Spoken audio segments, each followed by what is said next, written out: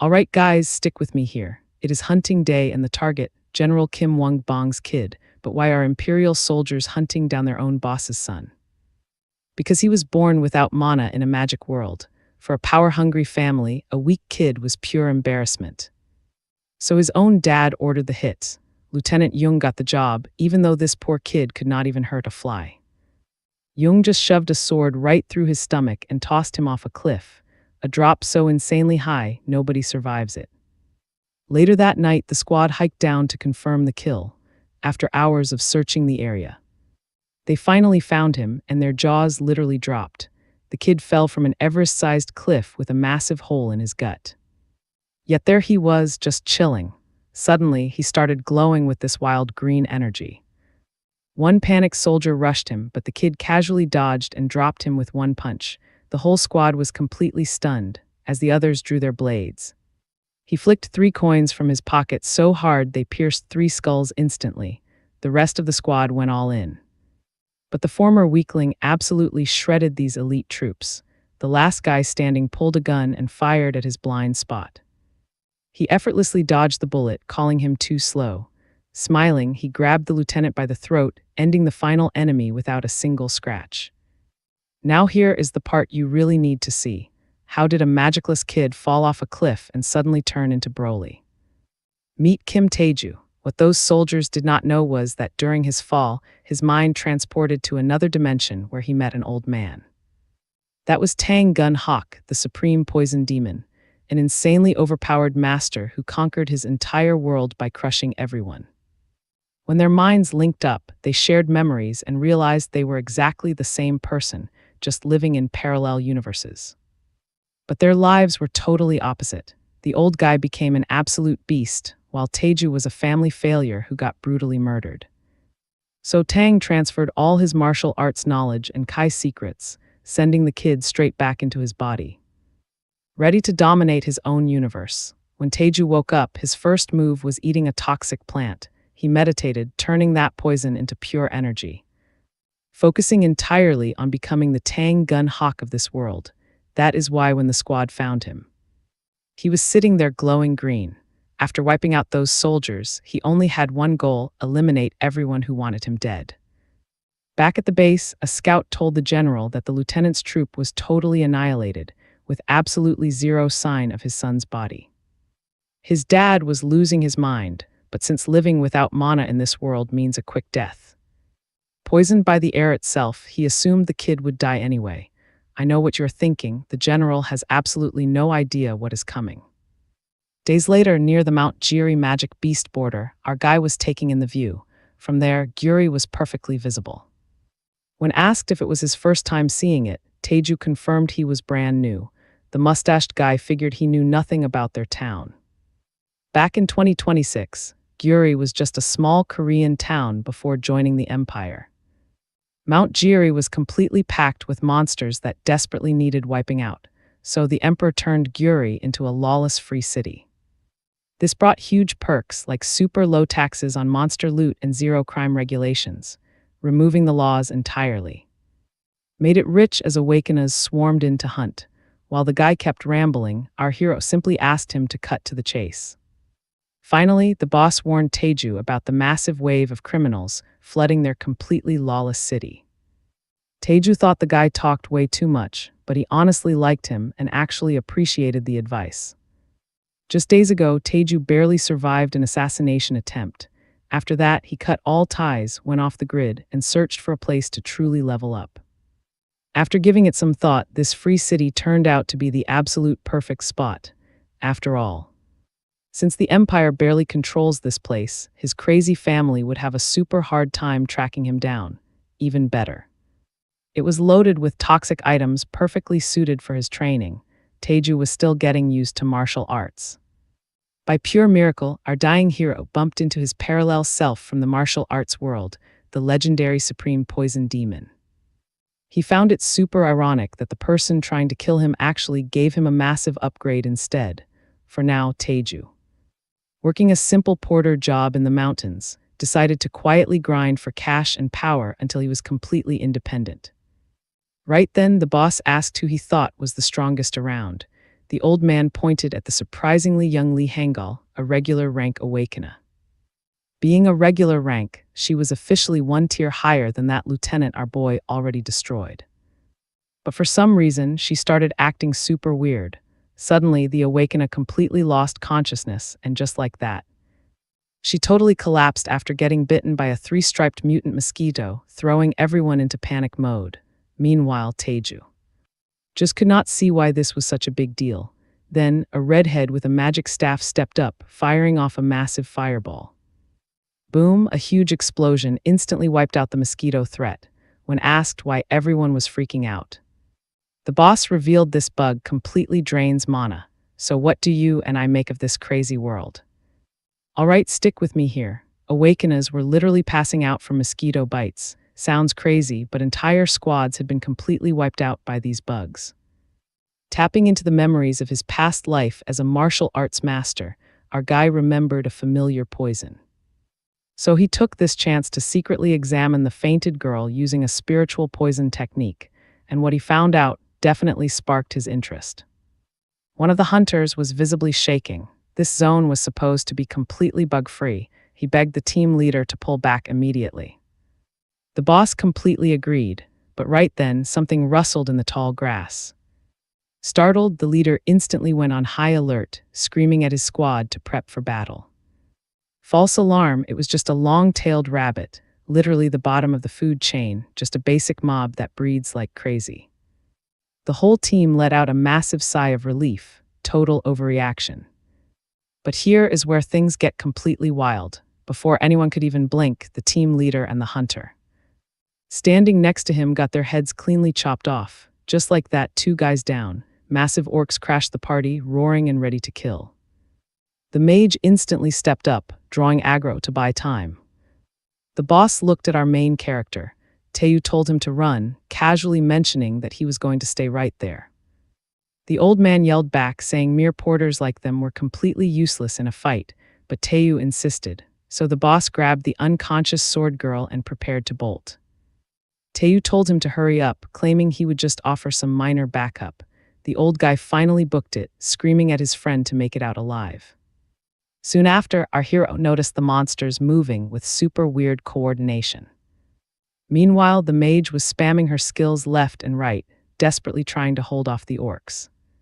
Suddenly, she saw one charging straight for Taeyu. She slammed her foot down to intercept, blasting the ugly creature into ashes with a single, massive fireball.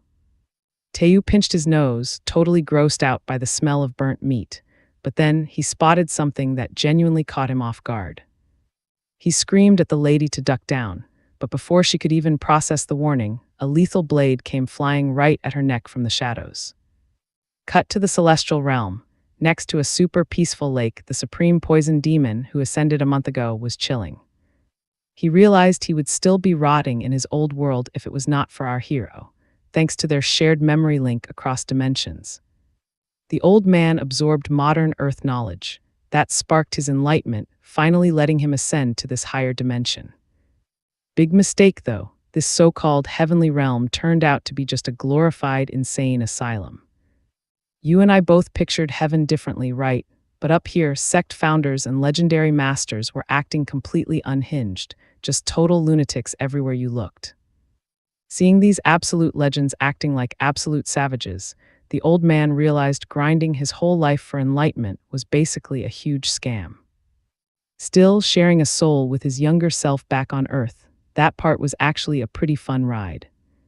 He started wondering how his successor was doing. They were the exact same guy, but totally different vibes.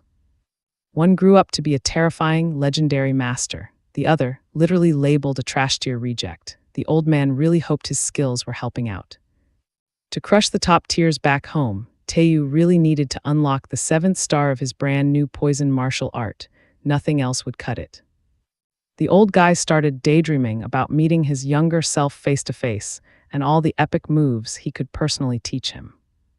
But right in the middle of his thoughts, something came flying at his head. It was the crazy sword immortal himself. He was super mad at the poison demon for trashing swordsmanship, especially since the poison guy literally threw daggers around. Throwing his inner peace out the window, he charged at the other old man, knives ready. Meanwhile, back on planet Earth. As the orcs cooked into crispy bacon, the mage finally noticed the danger, but she was way too slow to dodge the incoming blade, seeing her completely freeze up. Our guy had no choice but to step up. He took charge by instantly knocking her completely unconscious. Teu launched himself right into the action, unleashing his brand new area of effect skill. A massive storm of coins rained down on the battlefield as he triggered the flying dagger art dagger explosion. The giant orcs were totally shredded by the superfast coins. The deadly projectiles literally bounced off their thick skulls. As he landed, Teu was actually hyped. One hit was all it took to drop a fully grown orc. Now Teu was stuck wondering what the heck to do with the mage he just accidentally knocked out cold. He could not let anyone know an unranked nobody just wiped a whole squad of orcs. That would bring way too much heat, especially from his very strict dad. So he made the call to dip out immediately, meeting that old master had seriously turned his entire life upside down. A zero mana reject usually never had to stress over covering his tracks, but he scrubbed the scene totally clean. Honestly, cleaning up after a throwing skill was super annoying. Every single weapon had to be carefully gathered. Those projectiles cost serious cash. He started dreaming about unlocking an auto-recovery skill once he hit that 7th star level. He notices a single coin is missing and starts scrambling, and trust me, you're going to want to see what happens next. All right, stick with me here. He found it stuck in a tree, but while reaching out, a weird bug buzzed by. Teu had to act fast. So he easily snatched the mosquito right out of the air. Seeing as mutant 3-striped mosquitoes definitely do not spawn in this specific area, it was super safe to say this was the exact same bug that bit the professional awakener. Teu then gently placed the live bug right onto his palm, the strange poison from this nasty creature temporarily scatters internal energy and totally messes up the mana flow inside awakeners. Our hero immediately compared it to the classic energy-scattering poison from the Murim world. Here on Earth, though, humans actually had to wear bulky protective gear because, unlike Murim, they did not have any antidote for this specific poison, making it insanely dangerous. Figuring out its exact chemical makeup would actually allow our hero to brew a cure using the knowledge he got from the old man. But first, he had to track down herbs on Earth similar to the old masters. So he did the only logical thing you could possibly do. He ate the bug. The kid quickly swallowed the mosquito whole, gulping it down without a single problem. That crunchy little snack made him realize the two poisons were completely identical. Meaning if he just found the right ingredients, he could totally make a cure and get filthy rich. With that decided, our main character planned to test it at home. Now pay close attention, because here is where things get wild. Teu heard a weird sound, turned around, and froze. He was staring down an elite orc that absolutely did not belong here. Judging by the look in its eyes, this monster was completely out for blood, as the beast screamed about exterminating every single human. Our guy was just standing there, totally baffled by its massive size and the fact it could actually talk. Anyway, elite monsters are basically the awakener versions of regular magic beasts, to make matters way worse. No normal orc, let alone an elite boss, should ever spawn in this zone. Something seriously sketchy was happening on the mountain. The orc randomly swung its weapon, but Teu instantly dodged it. The raw power behind that hit caused massive destruction. The old man in his head was completely stunned by the firepower, claiming it hit just as hard as an expert rank monster. There was a massive chance his throwing coins would never pierce the monster's thick skin. Still, he decided to try anyway. Teu instantly activated his flying dagger art, using a quick strike technique. This let him chuck 3 coins at literally lightning speed right toward the monster. His projectiles smacked right into the target, only to stop dead in their tracks. Honestly, not a surprising result. The martial artist's absolute strongest hidden weapon attack literally did 0 damage to the beast, and since his area of effect technique would just scatter the impact force even more.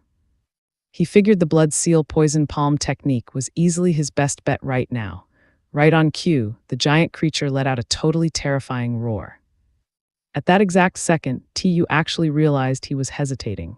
He was totally sure his past self would be incredibly embarrassed if he saw him second-guessing his own crazy strength. Right as the fight kicked off, Tu realized he had gotten way too cocky after wiping out that entire pack of regular orcs so effortlessly earlier. It really did not matter how scary the obstacle was, he was going to keep pushing until he won. After all, this was the true path of the supreme poison demon. And just like that, as he unleashed the poison palm technique, the massive elite monster stood tall to block his attack.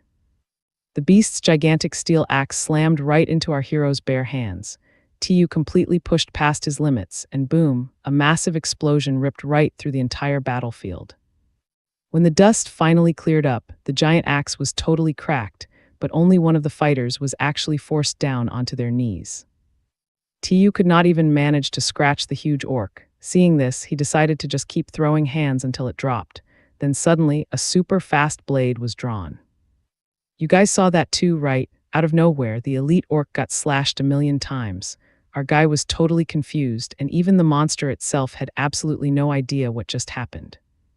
While the giant orc literally crumbled into pieces, Tu realized the guy who killed it had to be a master-ranked awakener, plus, if it was not for that elite beast distracting him.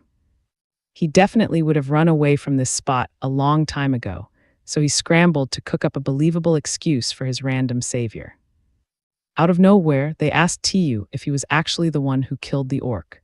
The guy stated that since our hero did not have any awakener marks, he was just a pathetic, unawakened nobody who could never beat real monsters. Tu froze under those super cold eyes. That man was actually standing committee member Lee Young-hak, also known as the tough vigilante captain and Nagaden Guild master. He seriously demanded answers immediately. Tu instantly realized that kind of crazy presence, arrogance, and raw power could only belong to a real big shot.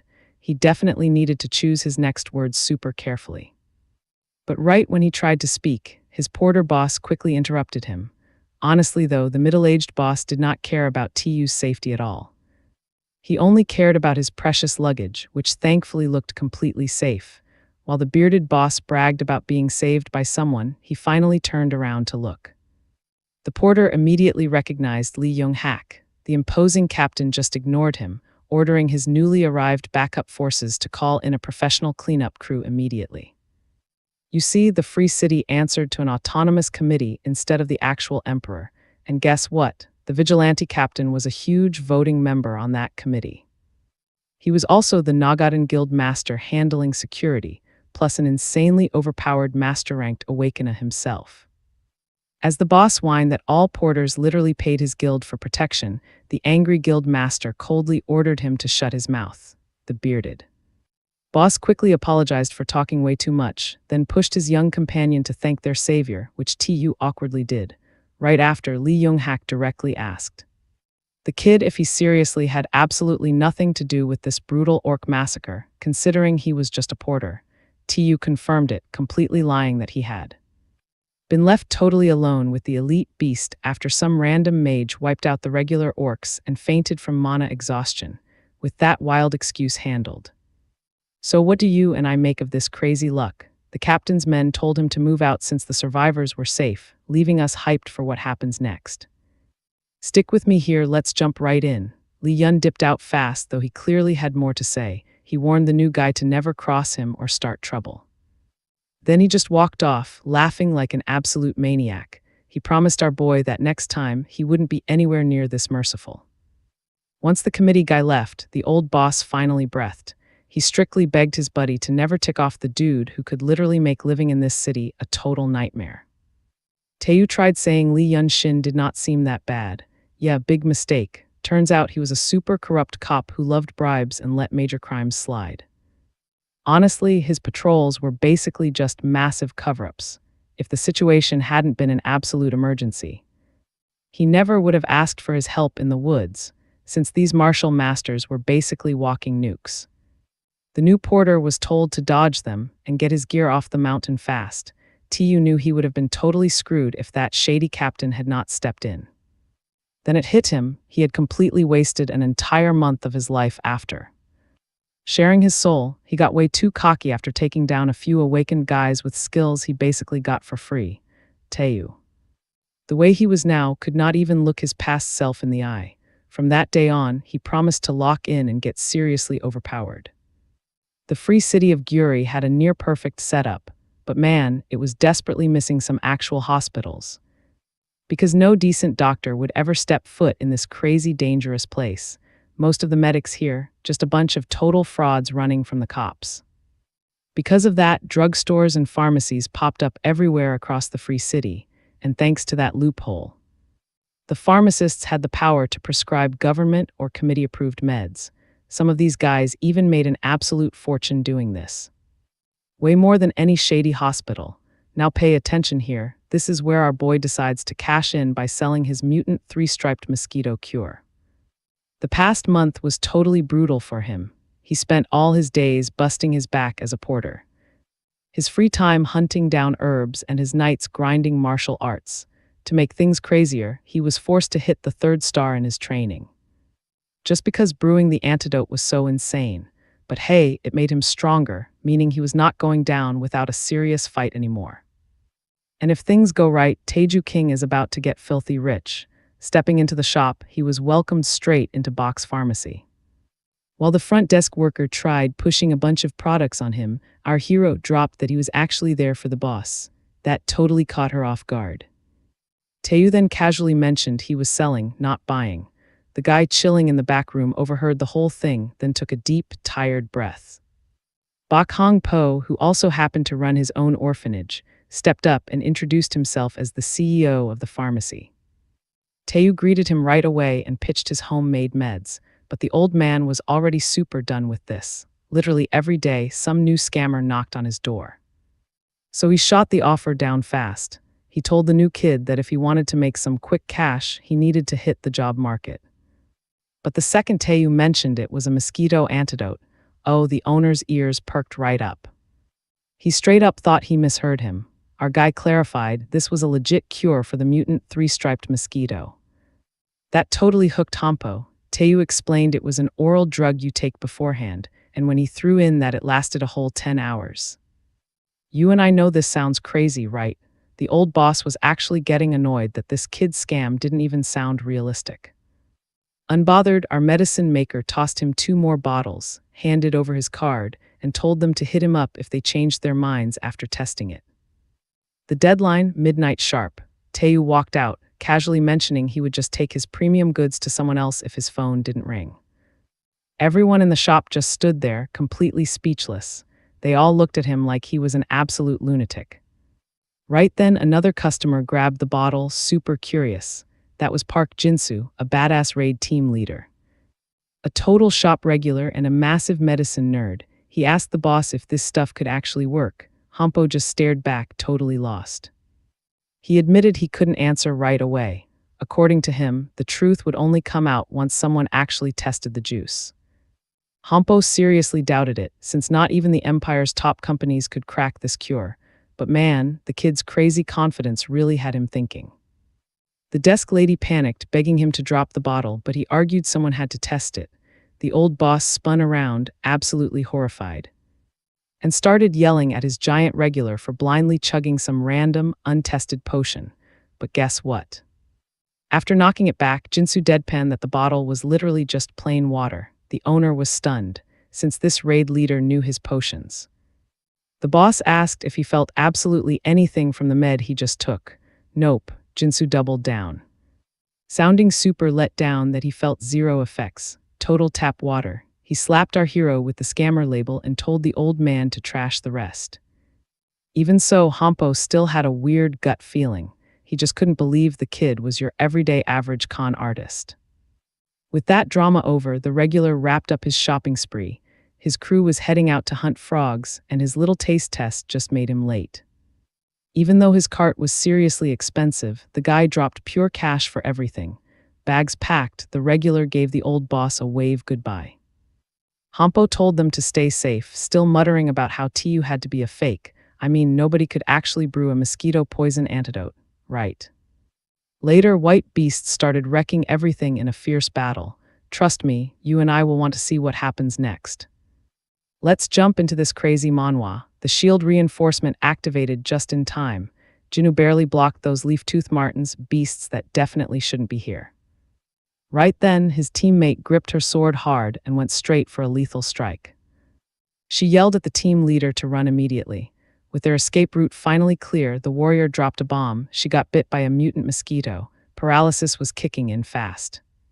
His teammate begged him to hold on just a little longer. They would only be safe after she totally finished off the last marten in front of them. But then he saw something absolutely horrifying: mutant mosquitoes everywhere. If Jinsu took one more bite, the venom would totally overwhelm him. Paralysis would hit, and if he collapsed right there on the ground, the whole squad would be totally doomed. Panic set in. He thought he was already poisoned, watching his shield flicker and fade. What did he do wrong? He took all the right precautions for this bug-infested nightmare zone. The entire team was totally blindsided by those leaf-tooth martens. They just spawned out of nowhere right inside the mutant frog territory. That surprise ambush completely shredded everyone's anti-bug suits in seconds. The team leader felt super guilty. His own total panic and sloppy moves got him hit in the first place, initially. The squad members who got bit by those bugs decided to bail immediately. But then, out of nowhere, those beasts totally blocked their escape route. No choice but to fight. Jinsu just needed a tiny bit more juice to wreck the last marten alive. Now pay close attention here. The swordsman shouted a warning about an incoming attack, and the team leader spotted something absolutely terrifying. The monster unleashed a massive strike. Its blade sliced right through his shield, shattering the barrier into tiny pieces, but weirdly enough, even with his skill completely destroyed, Jinsu did not lose any strength or mana. That was the exact second it finally clicked for him. That cheap antidote from the shop, totally real, not a scam at all. Pumped up by this, he threw himself straight back into the brawl. He gripped his sword tight. The leader realized that with a working antidote, winning was actually possible. Cut to later that night, someone totally rushed into the old guy's pharmacy. Jinsu sprinted up to the owner, demanded the price for that mosquito antidote, and aggressively tried to buy out the entire stock. A while later, over at the Free City Market, a leaf-tooth marten, supposed to be insanely good for stamina, was selling for 5 million. Just down the street, someone else was hyping up a custom magical crustacean beast armor for 50 million wheeze. Our boy, who grew up in the boring border town of Puyu, had never seen a market this massive. The energy was absolutely buzzing. TU definitely made the right call taking a day off to cook up that insane mosquito antidote. He needed to hit the 3rd star level. The medicine demanded perfect internal energy control to extract the good stuff from toxic and healing herbs. But because our hero totally overworked himself, his poison essence was completely maxed out now, meaning he seriously needed downtime just to digest all that venom. Anyway, brushing that aside, he flashed back to a super important cafe meetup. Honk practically begged him to sign a contract buying every single antidote bottle. Clearly, his crazy home-brewed medicine was a massive hit. The old owner confirmed it, hyping up how it would change the mountain scene entirely, and officially apologized for calling our boy a crazy scammer. Home brushed it off and asked how many bottles the kid actually made. Hearing he had 60,000 stashed away, the old dude panicked about running out. Taiyu just revealed he would simply make more. With that, they handed over a contract where the official production cost was set at 10,000 W, letting them sell for 50,000 W total, since making one bottle only cost him 100 W. You and I both know that's insane profit. Tao was pumped, noting the stash would sell for 3 billion W with taxes at 10%. He loved this lawless city. TU then flipped the script, deciding to sell exclusively to the Beak Pharmacy with a massive 30% discount for a whole year. But the old guy swore that was way too generous, so our hero just pointed out that the old man ran a local orphanage. He added that everyone knew the guy was basically a dad to all the city's orphans, since his pharmacy funded the whole orphanage. TU said this was his way of pitching in, just asking for a workshop in return. The old man broke down, overwhelmed by the kindness. He promised our guy he had the absolute perfect spot for him. Just like that, the epic deal was sealed, with a fat paycheck and contract secured. The hero hit up the city's famous market to grab some fresh gear. He started wandering everywhere, just trying to find something half-decent. Suddenly, some random dude asked if he wanted a weapon. When TU pointed at himself, the guy nodded, totally flexing that his shop was the absolute best in town. This massive, muscular, bald giant, striking wild anime poses, even offered our hero a sweet discount just because he thought he was handsome. Teu was super creeped out and flat out refused to buy anything, but the blacksmith grabbed his shoulder, hyping up his lonely workshop and begging the fresh meat to visit. The blacksmith looked super basic, maybe an average crafter at best, yet he easily shoved a guy who just hit the 3rd star in martial arts. Honestly, this dude had to be a secretly overpowered master crafter, later on inside the shop. While checking out the sick shields, swords, hammers, and daggers, the giant asked our boy what he thought of the stash. Seeing his jaw drop, the blacksmith flexed again that he was the top dog in the city. Right then, our poison martial artist decided to activate his special powers. And that's where we leave it. Trust me, this guy wasn't lying. Despite his crazy look, his gear was absolutely flawless. All right, stick with me here. He straight up orders 100 of those custom paper-drawn weapons, checking out those sick willow leaf flying daggers. The blacksmith gets totally curious about their tiny size and asks if they are his. Baldy then explains that making these daggers work requires pure mana steel. Tu asks if he can actually pull this order off. The guy nods, but admits he cannot start right away since he is out of materials. After doing some quick math and throwing in a handsome customer discount, the blacksmith demands 250 million Wies total, plus a 10% deposit up front. That crazy price tag for 100 single-use weapons does not even faze our hero. He decides to pay. The whole thing totally up front. Hearing that, the blacksmith promises to ship the first completed sample straight to him before waving goodbye. With his weapons totally sorted out, the main character now needs to find some armor. Seeing that he needs gear with enough pockets to stash his hidden knives, he figures he should get a robe just like the old master. But picturing that, he realizes he would look completely goofy, so he goes for a way more modern vibe instead. However, right as he starts wondering what kind of fit he should actually buy, someone suddenly walks right up to him. Tao is super intrigued. The fox-eared lady hands him a flyer, hyping up that Flame Boutique just dropped their new collection and have coats on display. Tu instantly realizes a slick leather coat makes the absolute perfect substitute for a goofy long robe. We need to check out what is happening across town as they explore. The castle finally appears. The long-haired girl finds it totally ridiculous to have a city wall in this modern era. Her short-haired friend totally agrees, explaining this is a super exclusive zone that you can only reach by taking a boat. The girl calling out the rich snobs is Jongi, the mega wealthy Bigdu Group heiress and a total badass cadet at the military academy. The girl next to her finds her pretty intimidating, asking why she traveled all the way to this city just for some fox fur coat. Turns out this specific coat is crafted from super rare Siberian illusion fox fur, giving it insanely good defense and making it absolute perfection for both crazy winters and hot summers. Hearing that flex, her orange-haired friend admits that legendary coat definitely seems worth burning a precious day off for. Even though it is revealed her chairman grandpa actually lent her an unlimited black card. Jeonjai refuses, claiming she will use her own cash. Right then, the train stops at Gyuri Market. The passengers finally step out. The military academy cadet tells Secretary Kim they cannot waste a single second and need to head straight over to the boutique immediately. Meanwhile, bouncing right back to our hero, he officially decides a leather coat is way cooler than rocking a basic robe. Later, stepping into the boutique, Tengui explains someone handed him a flyer outside. The secretary instantly gets suspicious, thinking this guy is also gunning for the coat. Right then, the shop owner happily welcomes him to Flame Boutique, only to suddenly realize this dude looks super familiar to her. Tenwai completely fails to recognize the woman, but she instantly pegs him as the porter. The lady clarifies that they were actually in the same party a month ago during that crazy orc attack. Finally remembering the mage, our guy asks why she is here.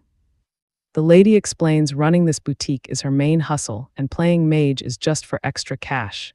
Then she drops a bomb, saying she has been searching everywhere for him.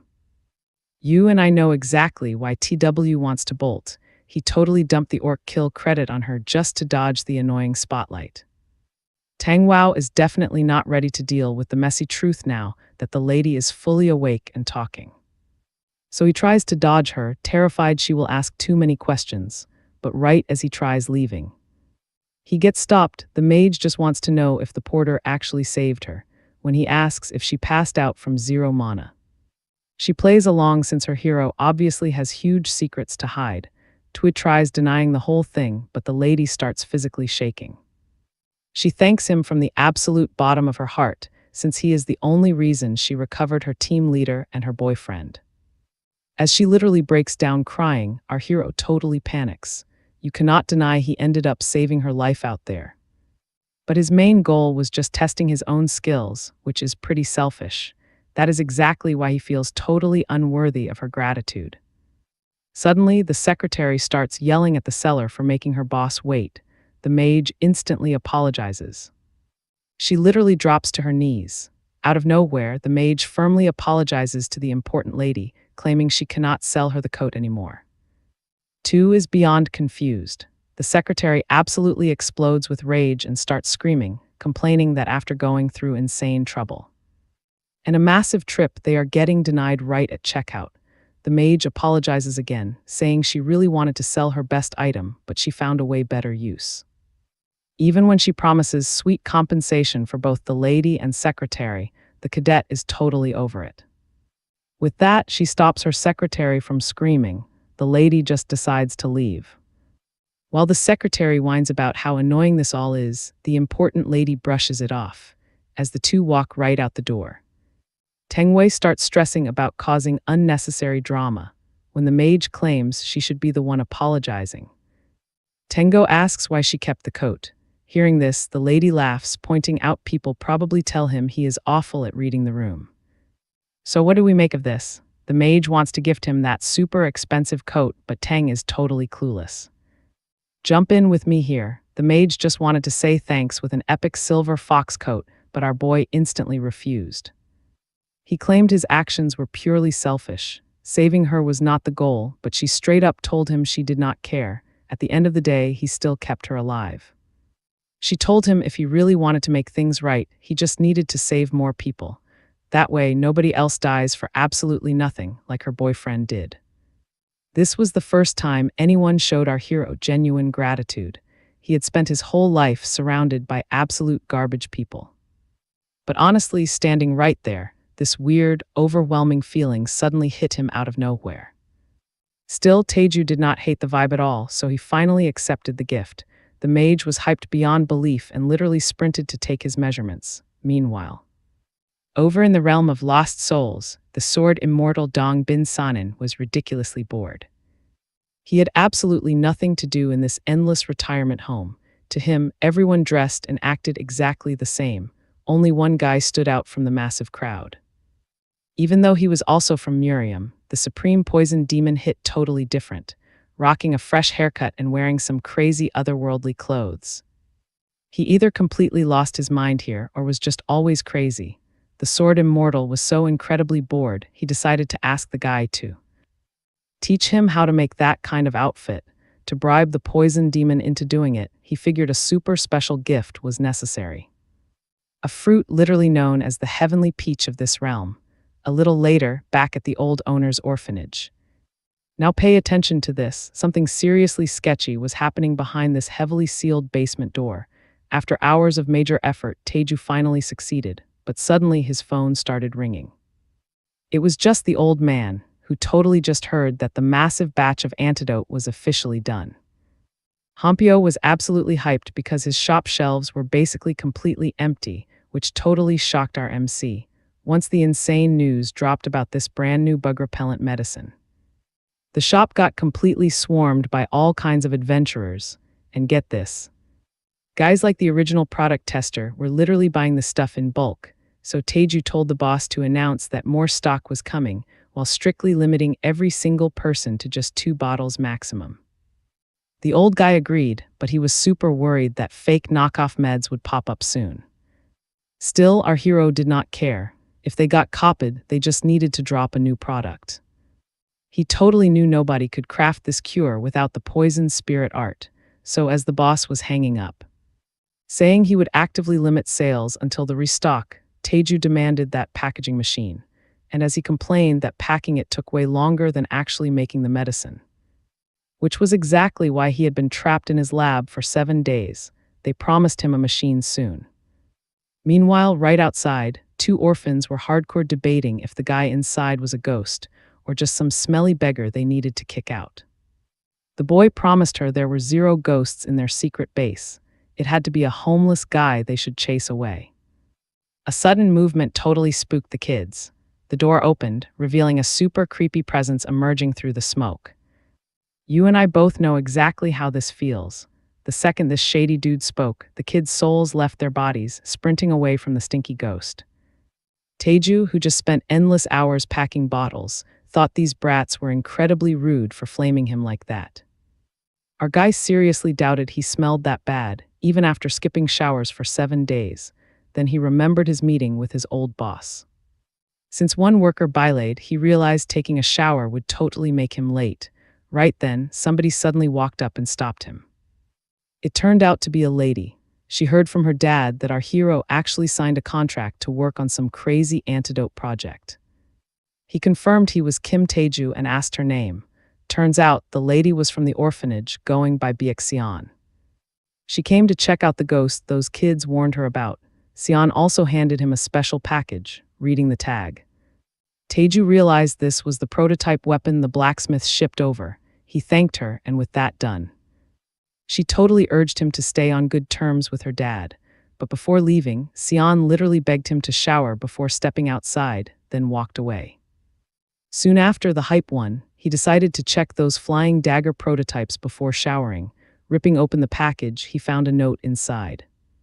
It was from the blacksmith, super casually asking him to holler if the prototype needed any massive upgrades. Safe to say, our boy did not care about the technical stuff at all, so he just violently ripped the paper to shreds. Relieved, Taeju checked the blade. He was super satisfied. It was incredibly sharp, tough, perfectly balanced, and felt absolutely amazing to hold. Seeing how incredibly awesome his weapons turned out, he got seriously hyped for that coat. He remembered how they offered him that crazy expensive gear completely for free. But since he finally had some cash, he decided to be a good guy and pay up. Realizing he was running late, Taeju literally sprinted straight to the shower. A little later that day, up in the magical beast border zone on the mountain, our boy finally caught up with the rest of the squad. He immediately greeted his old boss, who welcomed him with totally open arms. Taeju apologized for running late. So the boss revealed they just got there too, thanking him for showing up on such short notice. But while our hero claimed he was just returning past favors, some super rude guy started yapping. This dude was annoyed that a mere porter was delaying the hunt. Trust me, you and I are gonna love watching this arrogant newbie, Jong Jun, get totally humbled. All right, stick with me. We drop right into the action with this assault team member barking orders. Teo told this guy to watch his mouth, straight up saying he had absolutely 0 reason to apologize. Getting talked back to by some low-rank nobody completely pissed off the swordsman. He felt a simple porter should just bow down and say sorry. Teo felt this burning urge to literally end this annoying guy's life. Suddenly, he totally understood why the original guy he replaced had run away. Right then, they reminded him the penalty for breaking contract was massive, urging him to keep his cool while the insults just kept on coming. Since he dealt with trash talk his whole life, Teo decided to play along and finally apologized. Right then, the rest of the squad told the swordsman to quit wasting time.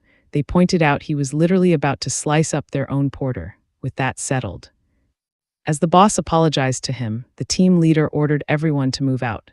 Teo was super confused about the fact that they were going to run a 15-man raid with only a 7-person squad. He tried to warn them that even with the new mosquito antidote making smaller teams popular, it was still super risky. They definitely needed more people for this. The swordsman yelled at him for daring to speak up. But Teo just straight up said if things got dangerous, he was bailing on the raid. At that moment, the squad member snapped, saying he was sick of listening to a guy fated to die anyway. This caught our hero's attention. Jun decided to just end the arrogant punk right there. Gdong Siok reminded them they needed porters, threatening to kill Tio if he talked back. Wonjun mocked how easy porters had it, claiming he'd never seen one arrogant enough to question team size. The leader joked the porter would run away crying, and the swordsman casually promised to kill him if he did. Now pay attention here. Tio hit his limit and seriously considered just slaughtering these absolute jerks. Why take their trash talk when he was definitely strong enough to wipe them out? Anyway, the team leader told everyone to chug their antidote before moving forward. The boss then apologized to our hero for dragging him into this mess. Tio brushed it off but asked again if 7 guys were really enough for this. Today's hunting ground was the leaf-tooth marten territory, and thanks to that awesome new antidote, raid parties out here could run smaller teams and totally ditch those bulky bug suits. The boss said it was a huge relief having two rookies on their side, then handed our hero a bottle of the antidote. Tio smiled, taking his own invention, thinking about how much good his creation was doing. He flashed back to the mage, telling him that to repay her favor, he just needed to save more people from dying totally pointless deaths. But here is the catch: while his new powers were saving countless lives from those deadly bugs, they were also messing with his head. Twice in a row now, Tio didn't feel a single ounce of hesitation about murdering his teammates. The main reason? His soul link with the supreme poison demon. That guy was absolutely not the forgiving type. His whole vibe was instantly killing anyone who crossed him. Because of this soul bond, our hero inherited his venomous heart. Honestly, though, he didn't mind it. On his own, he was way too weak to survive on Earth. Tio then told the boss to stay close to him. The guy tried arguing that despite the bad attitude, it was safer to stick near an awakened hunter. Our hero looked dead serious. He could sense some seriously heavy, dark presence lurking deep inside those woods. You and I are about to see where this darkness comes from. Flashback to Murim with the Chuji clan burning. The guy responsible for the chaos finally stepped up. The old man on the ground looked completely wrecked.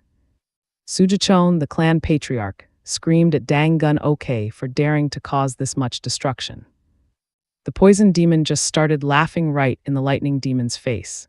He casually exposed how this old geezer and his entire clan had been secretly working with the demonic cult. The patriarch yelled that he was being framed, bragging about how they were one of the 5 great clans. But our blade master just called all demonic followers dirty liars right before tossing something straight at him.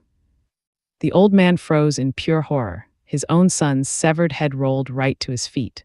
The poison demon coldly said this was exactly what he deserved for daring to sacrifice innocent civilians just to craft the demonic blood pill. He dared the old man to call it a frame-up now. The poison demon absolutely hated the lightning demon for using the weak for his own selfish gains. Suddenly, the old man tried bargaining for his life, offering top-secret intel on the heavenly demon. Still, the young fighter refused to ignore the fact that countless innocent souls had died because of this guy's massive sins. Because of that, he chose instant punishment, dropping an absolute rain of venomous blades right on top of him. Our hero's past life wanted to inflict that exact same brutal punishment on the heavenly demon, snapping back to Earth. The squad was super relieved. Hunting martens became an absolute walk in the park now that they didn't have to stress over deadly mosquitoes. The swordsman was completely hyped over the crazy loot, calling Tio a chicken for doubting them and saying he'd be a loser porter forever. Tio was fighting so hard to hold back his rage. This squad only survived because of the antidote he personally made. Once again, he seriously considered just wiping them out, but ultimately, he decided these annoying guys weren't worthy of being the first targets for his brand new throwing knives. Tio knew for a total fact that taking down these beasts would have been a total nightmare without his custom antidote. So what do you and I make of all this? Trouble is definitely brewing. Our hero warned the boss once more about the massive danger coming and told him to stick close, but the guy just looked totally confused. All right, stick with me here, because you and I are about to jump straight into a classic magical beast attack. Seeing the creature, the boss started shaking uncontrollably. Everyone was completely horrified when this massive red-furred wolf showed up out of nowhere. However, Tu totally chilled the boss out, telling him not to panic. He just told him to hold his backpack tight, which left the guy super confused. This wolf, an absolute beast that would normally take a fully ranked awakened to handle. But that wasn't even the scariest part. These things run in massive packs of 10. One Jun was completely caught off guard when a second wolf suddenly popped up. So he started wildly swinging his sword, hoping to slice the monsters down. But the wolf was lightning fast, dodging the incoming blade like it was nothing. Seeing that speed, our swordsman totally panicked and screamed at his team leader for orders. But guess what? That coward team leader had already started running away. While the girl with him was screaming her lungs out, this absolute scumbag calmly said they would just stick to their usual dirty plan. Toss the luggage porters as monster bait so they could escape safely. Hearing this garbage, the old boss completely freaked out and begged Tiu to come up with a survival plan. Our hero was more than happy to oblige. Instantly, he fired off a projectile using his flying dagger art, the one-flash technique. Bam! The dagger flew at insane speed, literally grazing right past the swordsman's skull and slicing the team leader's face. It finally slammed right into a solid rock, and pure screams of agony immediately echoed through the forest. The old boss was absolutely horrified watching this go down. Tiu brutally called them out, one for ditching his own squad, and the other for trying to sacrifice the weakest members just to save his own skin. Honestly, there is nothing our MC hates more than selfish cowards throwing the weak under the bus. The swordsman and leader were writhing in pain, having straight up lost their ears. Did you catch that? Look closely, because one of those massive wolves is already lying completely dead. Trembling, the boss asked our guy how he managed to one-shot that massive monster. Right then, the remaining red wolf decided it was payback time for its fallen buddy. But our martial artist wasn't about to let that slide, looking furious. He threatened to end the beast's whole life if it even twitched. Tiu then casually turned to the squad, asking if pulling this kind of stunt was normal for them. He wanted to know if they always sacrificed the weakest link during dangerous situations. One Jun yelled back that nobody's dying for the awakened heroes was just natural logic. Tiu fully expected that trash answer, so he decided to give them a taste of their own medicine, vanishing to a safe spot in an instant. Tiu then flat out ordered them to fight. The one-eared dudes were totally stunned, since he already took out the first wolf. He wanted their squad to handle the second one. The team leader called it complete nonsense, screaming that Tiu would heavily regret making the awakened hunters this mad. Then he kept shouting at his terrified teammate, who promised our hero a huge cash reward for saving them, and boom, another knife got chucked right at him. Tiu figured the tall guy didn't need ears anyway, since he clearly couldn't understand words. Our MC then reminded them that his only job here was carrying bags. While their job was doing the actual fighting, he even started roasting them hard, calling out how cocky they acted fighting weak Martins earlier and ordered them to step up. Tiu was dead serious about this. Everyone was in absolute shock, especially the swordsman, who stubbornly claimed they wouldn't follow his demands at all. However, now pay attention because you and I definitely want to see this part. Tiu warned they couldn't afford to refuse him. The swordsman yelled to hold the line and instantly got smacked right in the face. That monster's claw was stupidly strong, packing enough power to literally rip his head clean off his shoulders. Right then, the team leader swore he would end the porter's life, but while he was busy cursing out the sacrificial lamb, he totally missed the giant wolf standing right beside him. Chomp, the top half of the team leader, got completely bitten off by the beast. When the two remaining women tried making a run for it, the creature instantly destroyed one. So, with literally just one party member left, the ruthless beast locked onto its final target, snapping those massive jaws shut. It wiped out the very last squad member in seconds. Then the creature slowly turned its gaze. After all, there was still one more prey lying on the ground. The boss started sweating bullets, seeing the monster looking at him like a tasty little snack. Tiu was honestly pretty annoyed. He would have let the creature live if it just ran away, but after tearing through a bunch of total nobodies, the wolf got way too cocky, completely ignoring the insane power gap between itself and our main character. With that, there was only one option left. Tiu decided to just end it. Channeling his inner energy, he unleashed the devastating blood seal poison palm technique right onto the beast. This massive strike triggered a gigantic shockwave that practically reached the heavens. The boss was left totally speechless, never expecting an unawakened porter to have god-tier strength. Right then, it hit him. Tu was the one who annihilated those orcs back then, hiding his power by giving the mage all the credit. Realizing this, the boss started terrifiedly wondering what Tu had planned for him. Since he literally just witnessed a total massacre, he dropped to his knees, begging for his life. Tu quickly calmed the boss down, promising he wasn't going to hurt him. Talk about a massive relief. When asked if he took any damage, the guy confirmed he was totally fine. Then, Tu asked the boss for a quick favor. Just one intense, threatening glare made it perfectly clear. The shaking porter instantly understood he needed to keep his mouth completely shut about everything. And with that settled, the two of them casually headed down the mountain. As for the bodies, left to rot under the hot sun. So what do you and I learn from this? Karma hits hard. Knowing beasts would eat the remains, Tu walked away with his conscience perfectly crystal clear. Let's dive right back in. Fact is, neither our guy nor that martial arts master could stand total scumbags throwing the weak under the bus for profit. He literally couldn't help comparing those rotten villains to the shady Shuge clan. Meanwhile, over at the Yoi Pharmacy headquarters inside Gyuri Castle, a seriously intense boardroom meeting was kicking off. Everyone in the room was absolutely losing their minds because total sales had crashed by 50%.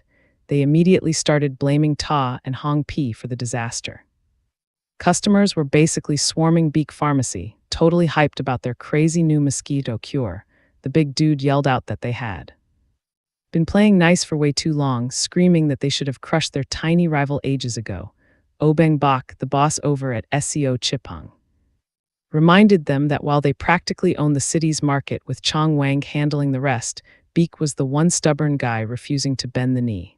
And so, President Lee Gilho from Jugni Pharmacy completely dragged the committee for shielding Hompio just because the guy happens to run the local orphanage.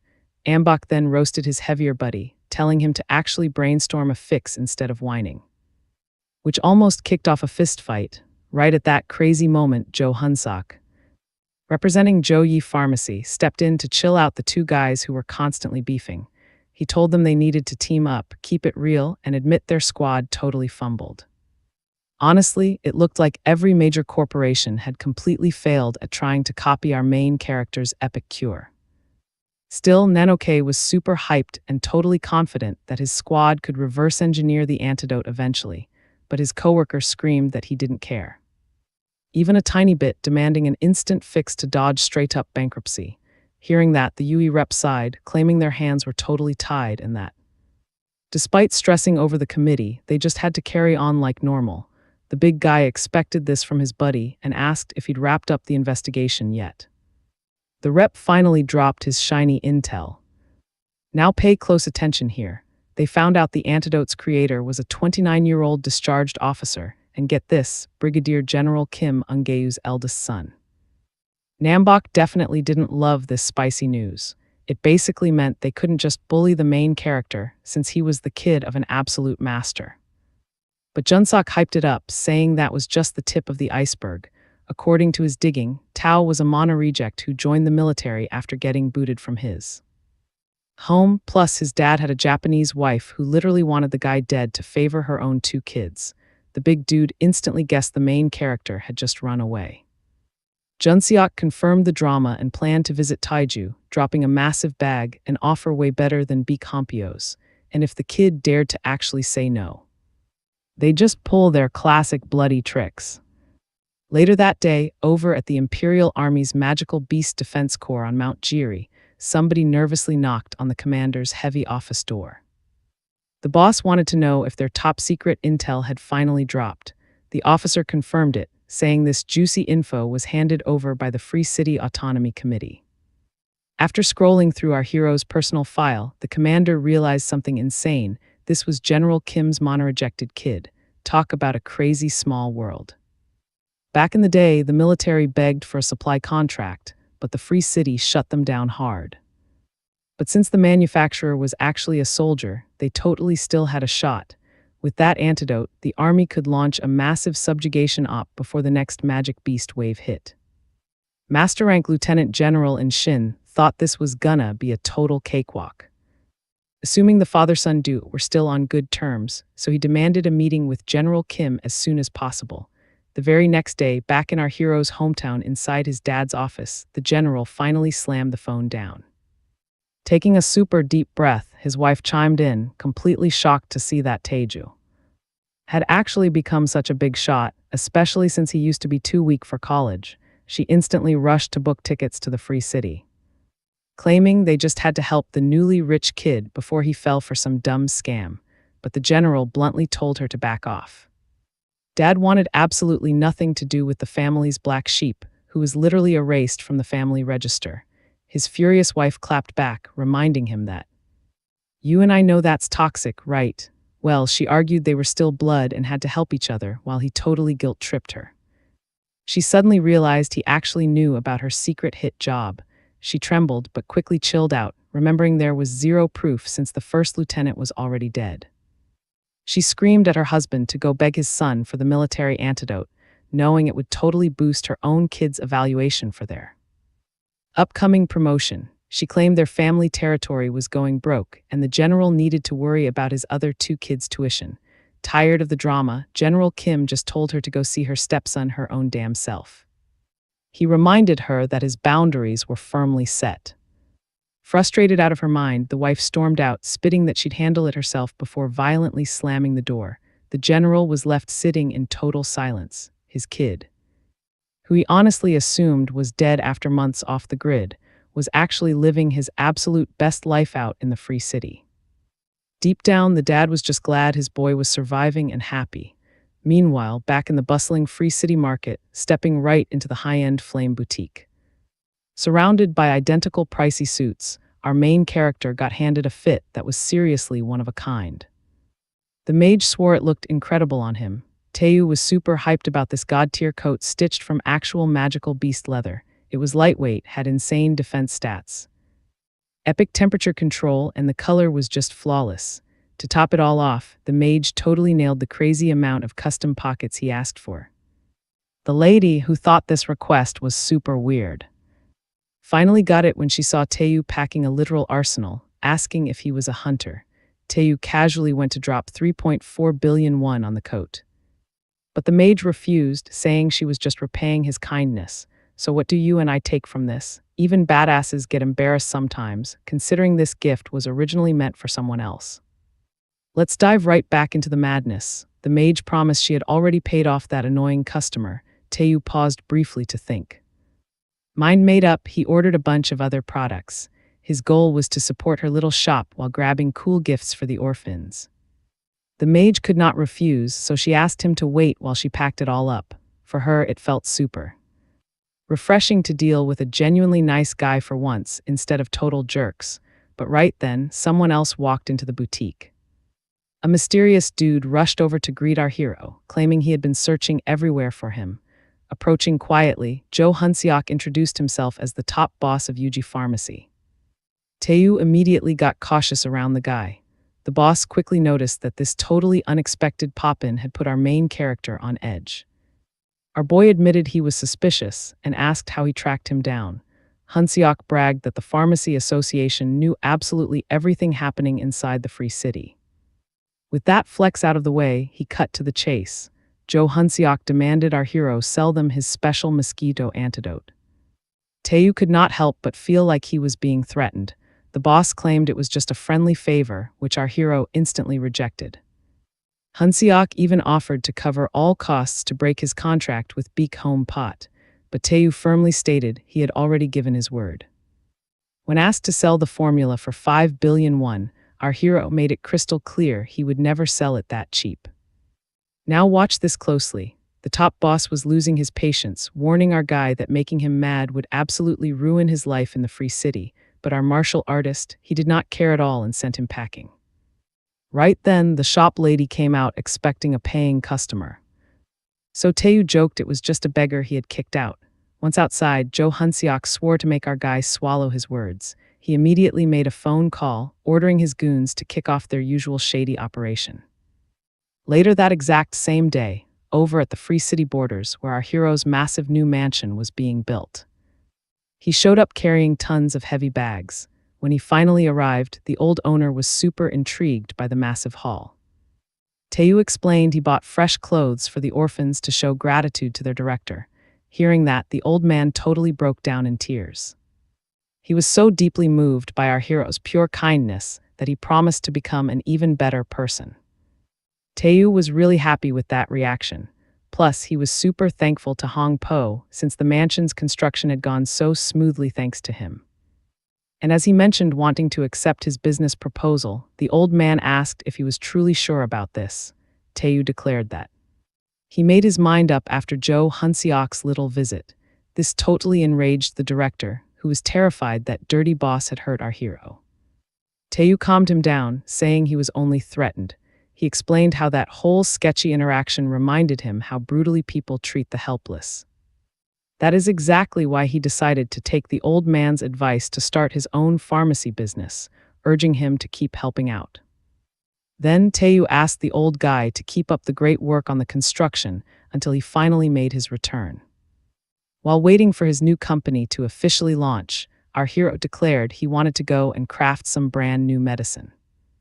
Deep down, though, he was secretly annoyed that nobody even noticed his expensive new coat. Anyway, the chaos form poison spirit art was developed by the supreme poison demon, literally the strongest warrior in all of Murim. It was a wicked blend of his clan's traditional techniques, along with the cultivation of 5 elements energy mixed with inspiration from other martial arts. It was split into 10 stars, and every single level unlocked a brand new, broken skill. After hitting all 10 stars, you actually needed to reach enlightenment just to obtain the poison spirit, which was the absolute key to the secret technique, torrential rain of 10,000 petals. This exact move let the poison demon defeat the heavenly demon, the demonic cult's leader. We both felt that one right. Back on Earth, a massive shockwave exploded right inside the magical beast outbreak zone. A savage fight between man and beast had broken out. Our poison user took a deep breath, gripped his throwing knife tight, and slammed it straight into his opponent's skull, instantly defeating the giant monster. Taeyu scored a crushing victory. He never expected something called a poisonous cicada lynx to be this absolutely massive. Because of its rock-hard skin, Taeyu had a really tough time fighting it using just his internal energy and basic weapons. He was currently stuck at the 3rd star, hovering between a 1st and 2nd-rate warrior. Honestly, a pitiful power level, which is exactly why he needed to consume monster poison. Taeyu stumbled upon a massive poison gem and started thinking about how incredibly easy his cultivation was becoming with the memories of that old martial artist, seeing he had all that ancient knowledge on his side. Rapid growth would be a breeze for our protagonist. At first, his body could not handle much poison, but since it stabilized, he was finally ready to crush the 3rd star. Because of that, he started daydreaming about scoring the poison from the toxic spore water deer. Just then, he snapped back to reality, realizing he totally needed to go retrieve those super expensive throwing knives. Toxic spore water deer was actually a peaceful creature that never attacked humans. It had 2 big humps on its back, making it look a whole lot like a weird camel. In the blink of an eye, Taeyu chopped the poor creature's head off without a second thought. The most terrifying thing about this beast, its humps literally exploded upon death. With that boom, its microscopic toxic spores shot into the air. Suddenly, our hero found himself completely surrounded by countless floating poison bubbles. This poison was strong enough to melt right through gas masks, and it needed 60 full minutes just to naturally dissipate. So what do you and I make of this? He decides to absorb this insanely strong poison immediately. Trust me, you are going to want to see what happens next. Alright, stick with me. We are about to watch Taeyu pull off something insane. He uses his power to absorb pure poison, focusing every drop of that toxic energy. By doing this, our guy could soak it all up and finally hit the next star rank. Later that day, after circulating his chi for what felt like forever, he actually starts wondering if he absorbed way too much deer poison. I mean, he spent hours converting that stuff into internal energy. But since Earth is packed with way more deadly toxins than the martial world, his super fast level up was pretty much guaranteed. He flat out refused to be weak ever again. Honestly, he was totally done bowing down to anyone. And boom, after grinding his gears for hours, TU finally hits the 4th star rank. With that massive win, he stands up. This mountain trip took way longer than he planned. But hey, he got stronger and even scored an antidote for the water deer poison, so TU decides to head home. Since he was low-key stressed about the Yarda pharmacy, he did not waste another second.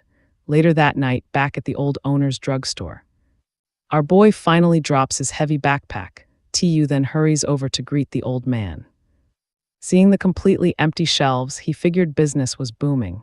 But beak, the dude was stressing hard since our main character ghosted them for 15 days straight. The super worried receptionist welcomes him back too. TU apologizes, explaining he was deep into training and research, before finally asking what exactly went wrong while he was gone. Turns out, a bunch of pharmaceutical companies yanked their products off the shelves and straight up cut their supply. Making things even worse, the Autonomy Committee Drug Department demanded the antidote exact ingredient list, claiming they needed to check for potential side effects. TU instantly connected the dots. Jo Hun-seok was pulling the strings behind all this garbage. The owner explained this was the big boss's classic dirty trick. He warned our hero that this guy basically ruled the entire committee like an absolute emperor. Plus, refusing to share the recipe guarantees a total sales ban. Now watch closely, because this is where our guy flips the script. TU figured these scums still had a ton of traps waiting for them. Honestly, these trash-tier villains were acting exactly as he predicted, so he decides to completely blindside them. TU tells Jompio they should double down on the committee's threat, but the old man is totally lost. He has no clue what the kid means. Our boy simply states they should literally stop selling. Just lean into the fake side effect rumors. Later that night, over at the orphanage, smoke is filling the air and some serious meat is sizzling on the grill. The whole orphanage, along with their guest of honor, is having a totally chill barbecue, but after taking just one bite, TU is absolutely shook.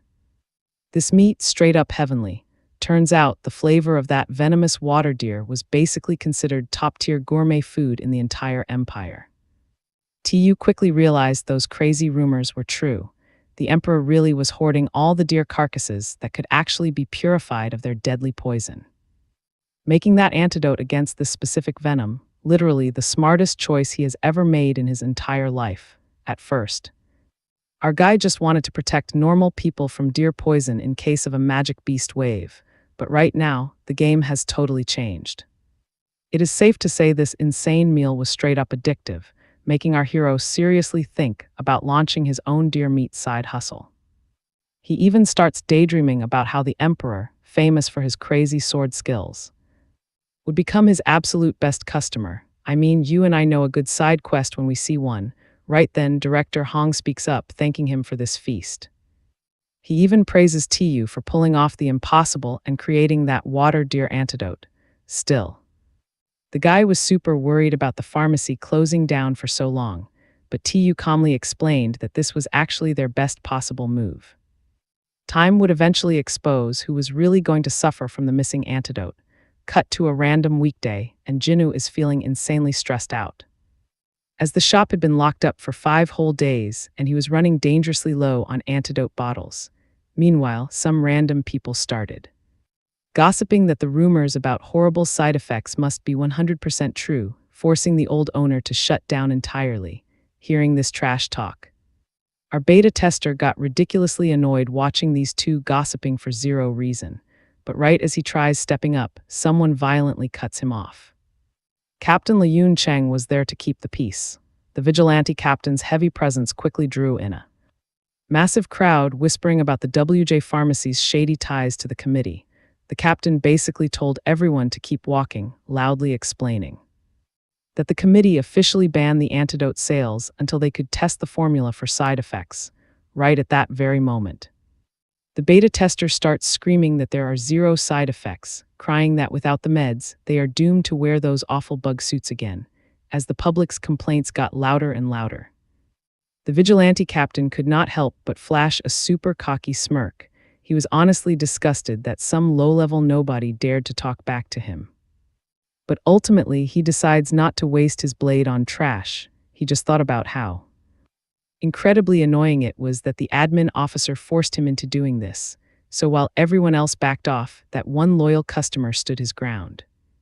Seeing this nerve, the captain straight up asks if he has the power to back up that ego. And just like that, Jinwoo completely bolted from the scene. The captain did not care about the medicine, but he badly wanted to catch Jo Hun Seok. Meanwhile, watching from afar on the phone with the shady administrative official, Jo Hun Seok gloats about making the captain his puppet. The official laughs, crediting the president, and that is where we leave it. Trust me, you will want to see what happens next. Stick with me here. The third standing committee member always gets outvoted, meaning Lee Young-hak only steps in when things get absolutely extreme. The CEO smirked, explaining that Phase 2 was already in motion, making a massive promise to the official. He guaranteed a massive reward, bragging that unless their enemy pulled off an absolute miracle to get cash, they were totally doomed. Meanwhile, inside Lieutenant General Ajin Hyung's office, some intense negotiations were going down. Tai actually offered 1 million bottles to the Magic Beast Defense Corps at standard market price. The Lieutenant General just froze for a second, pointing right at that incredibly high price tag.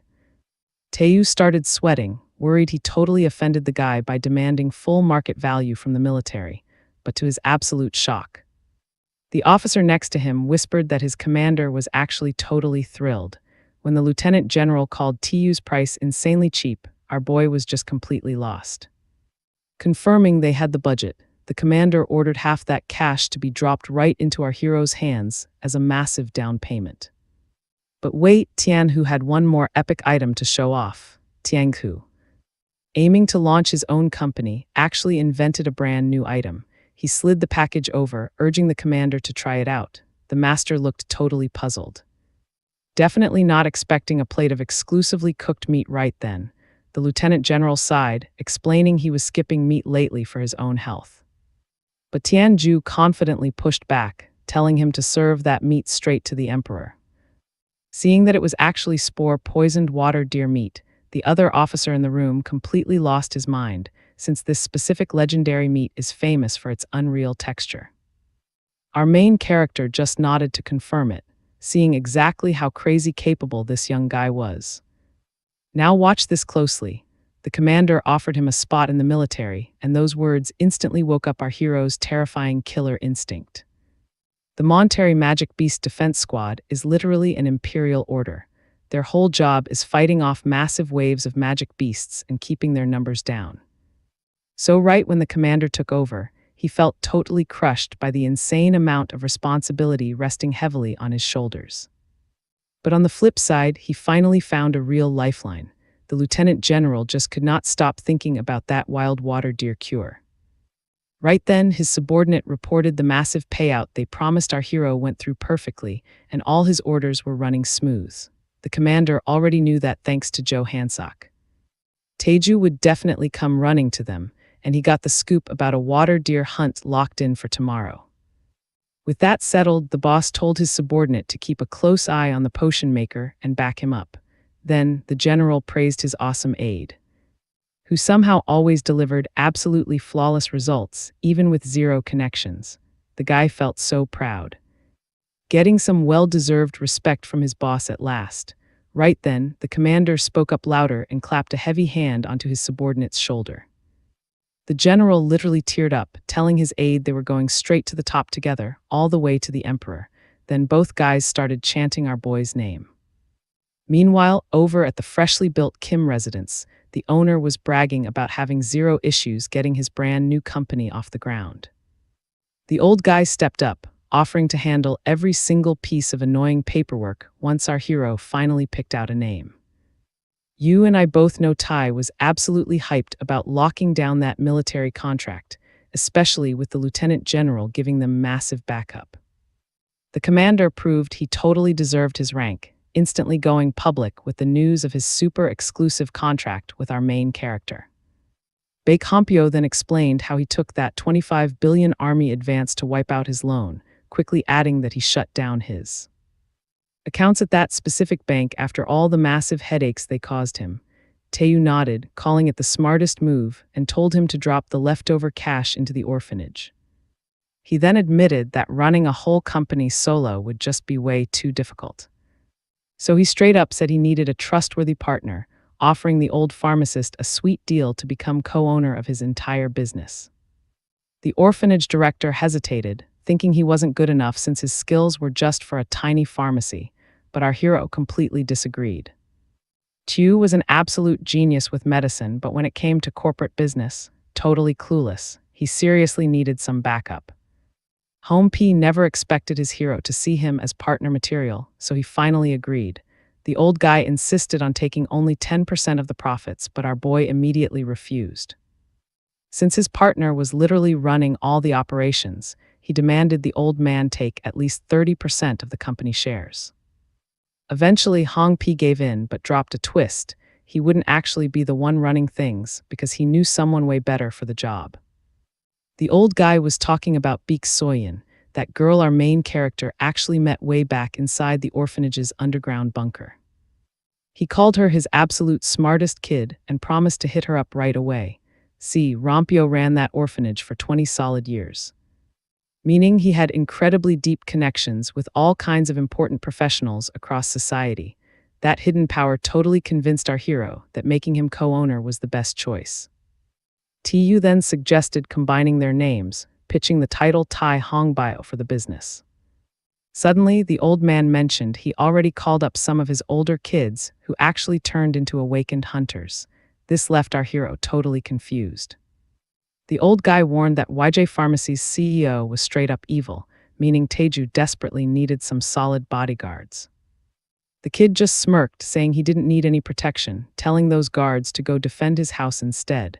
This totally shocked the old man. His partner clearly had a wild plan ready. So what do we make of this? It's safe to say our mark-free main character definitely isn't some insanely powerful awakened. Stick with me on this one. Our MC was relying entirely on his crazy soldier instincts. Right then, he caught that serious look in their eyes. Since his worry totally looked like a lack of trust, Hong Pio quickly stepped up and swore that wasn't it at all. Honestly, though. The hero decided to switch up his whole strategy. He demanded the orphanage director call up all the bodyguards right this second. Tiwu wanted to flex his power and test out that deer poison antidote. Going hunting with them was the perfect play. Later that day, deep in the Magic Beast border zone, the squad started pushing through the heavy forest. A few orphans couldn't help but admire the drug maker's super expensive coat and his top-tier gear. Still, they were pretty worried about him, totally assuming he was weak. With that, one of them patted their new boss on the shoulder. 25-year-old Beek Changhun, an actual ranked user, decided to take the lead. Since they were stepping right into Magic Beast territory, he wanted to keep things safe. Tiwu told them to just call him Hyung Nim, a casual term for an older brother. The swordsman then explained that despite having decent stats, that bulky coat might seriously get in the way, and since he was a user, he was obviously a better fighter than our MC. Thinking he definitely crossed a line, the orphan quickly apologized. Tiwu totally understood since he had 0 marks. But he suggested putting a pin in that chat until they actually dealt with the massive problem ahead. This seriously confused the swordsman. Then countless eyes snapped open right above his head. The Awakeners started shaking when they spotted the Storm Martins launching an attack. Facing the danger head-on, the bodyguards totally braced themselves for combat. Changhun didn't expect the monsters to appear so fast. Honestly, our drug maker stepped up right then, pulling out a handful of nails. Along with some golf balls, getting into stance, our hero launched everything all at once. This was his absolute signature technique, dagger explosion. Now watch closely. Even though they're weak, Storm Martins move in huge swarms, so they are deadly serious. But something absolutely unbelievable was happening to these creatures. Something that would absolutely terrify any ranked user out there. Every single one got totally vaporized. Best part, he didn't even sweat. The hero just found this pest super annoying. According to him, they were so pathetic they dropped before he even needed real daggers. Tiwu couldn't risk hurting the previous owner's kids, so to end this completely, he used hidden weapons called pure flower torrential rain needles and iron pellets. The only real issue here, our hero could not recover these epic items, which meant his wallet was about to take a massive hit. Tiwoo was seriously anxious to hit the seventh star to finally unlock the retrieval skill. Right then, the young swordsman approached, asking if he was a crazy master who hid his marks. Tiwoo made it clear he wasn't an awakener at all and decided to take point. Chang-hun tried to argue his literal job was protecting him. But as Tiwoo effortlessly led the way, the kid really started wondering who this guy actually was. Later on, pushing through the super tall grass, their prey was finally spotted, a massive water deer. Chang-hun totally panicked, asking the MC what his game plan was. Tiwoo simply pointed out how the deer thought it was completely untouchable thanks to its poison. He then ordered everyone to down the medicine so they could kick off the hunt. Still, the orphans were pretty doubtful. After all, this potion was completely experimental. You and I both know this MC is epic, right? Well, the orphans needed to support their dad, and they had just witnessed this drug creator's absolute genius. Keeping that in mind, they chose to fully trust him. Chang-hun decided to jump in first, telling his brothers to use the mana gun if their prey tried to bail. With the plan set, the swordsman unsheathed his blade. He charged straight at the monster. Sensing the massive danger, the water deer started shrieking. This beast was so absurdly loud that even the awakeners could barely stay standing from the deafening screech. Even so, the swordsman managed to dodge the main attack by leaping high into the air. From above, he unleashed his ultimate skill, bisecting slash. Chang-hun perfectly decapitated the beast on the spot. The orphans stayed fully on guard since those deadly spores were about to erupt everywhere. Right on cue, that gross bubble on the deer's back completely popped. The insanely poisonous spores exploded out, instantly filling the entire air. Tiwoo, who was slightly doubtful earlier, felt totally thrilled with these results. His antidote was a total success, and that brave, low-potential kid was looking super promising too. The orphans were absolutely hyped that the poison wasn't hurting them at all.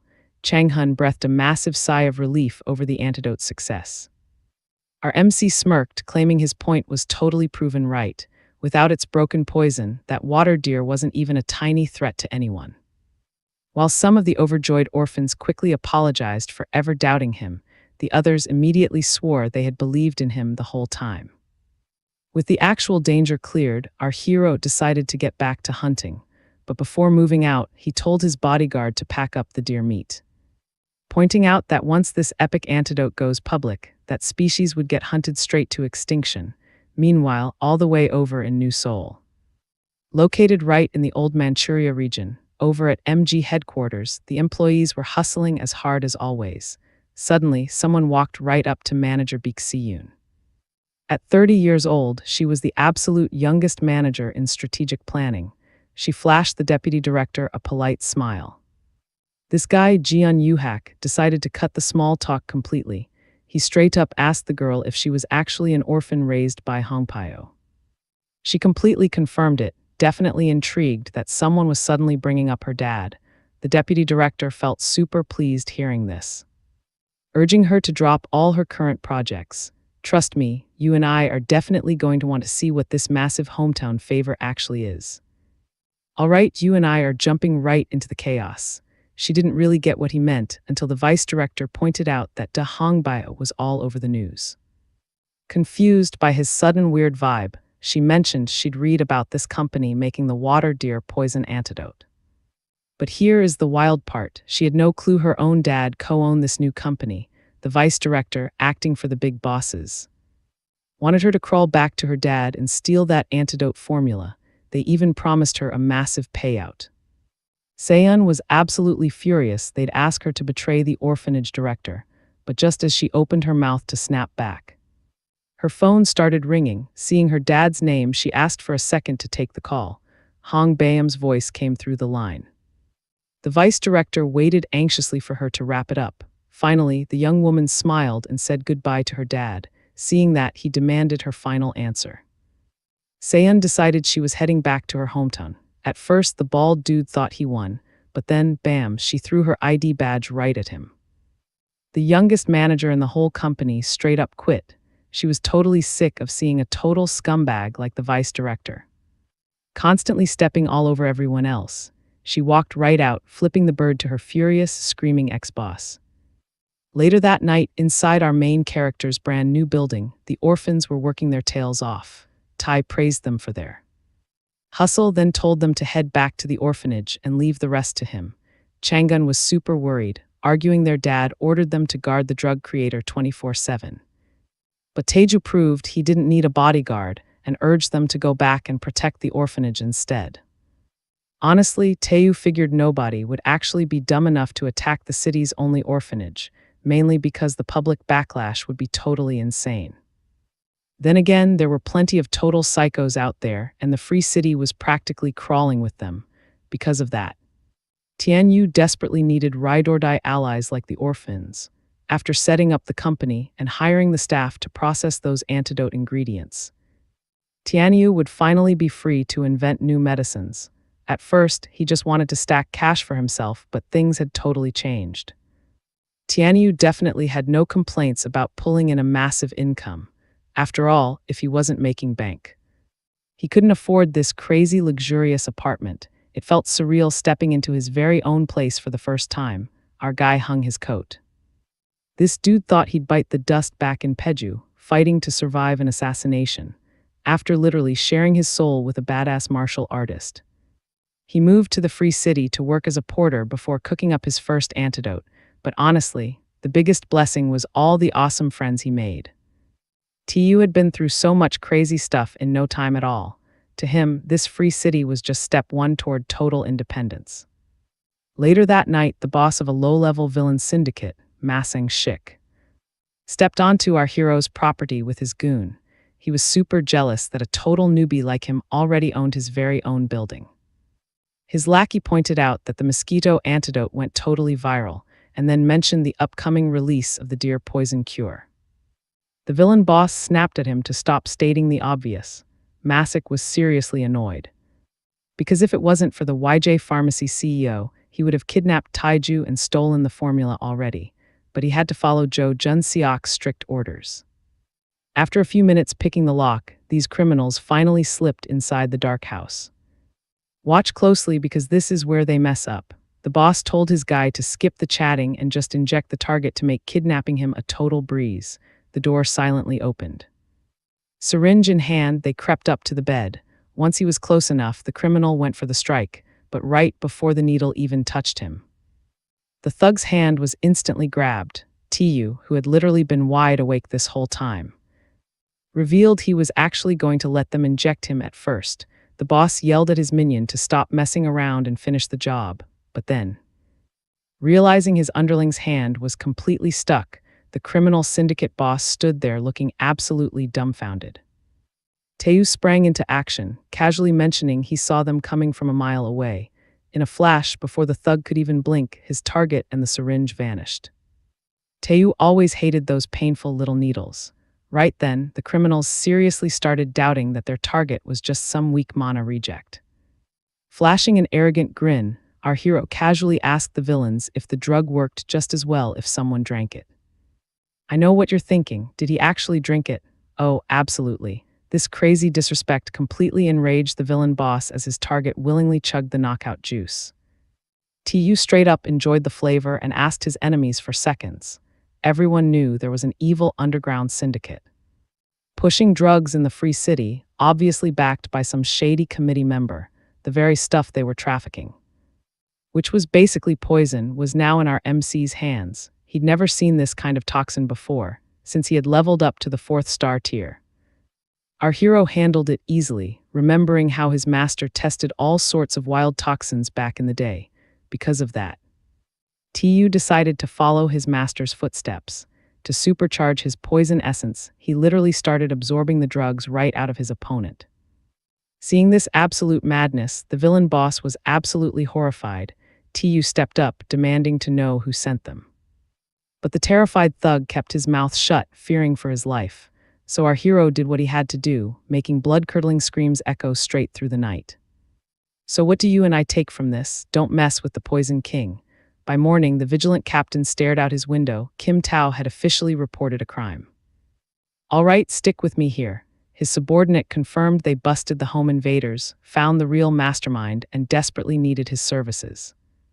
The master immediately realized the huge pharmacy chief executive was pulling the strings and instantly started blaming him for this massive failure. The absolute fastest fix would be just dragging the guy away, but obviously, dragging a whole chief executive around is insanely problematic.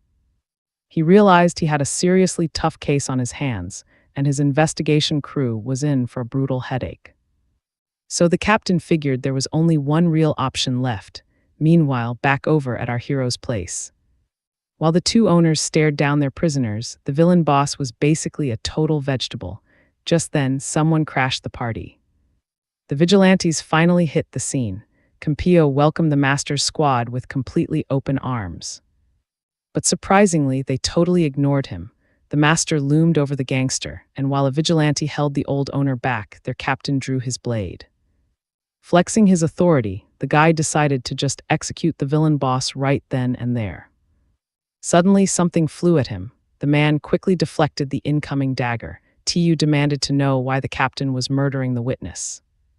Then he whipped out a video showing the boss confessing that the huge pharmacy chief executive actually ordered the kidnapping and wanted to get our guy hooked on drugs. But honestly, he easily guessed the captain already knew all this. When asked for his name, the arrogant guy proudly claimed to be Tu. Now pay attention, this is where it gets interesting.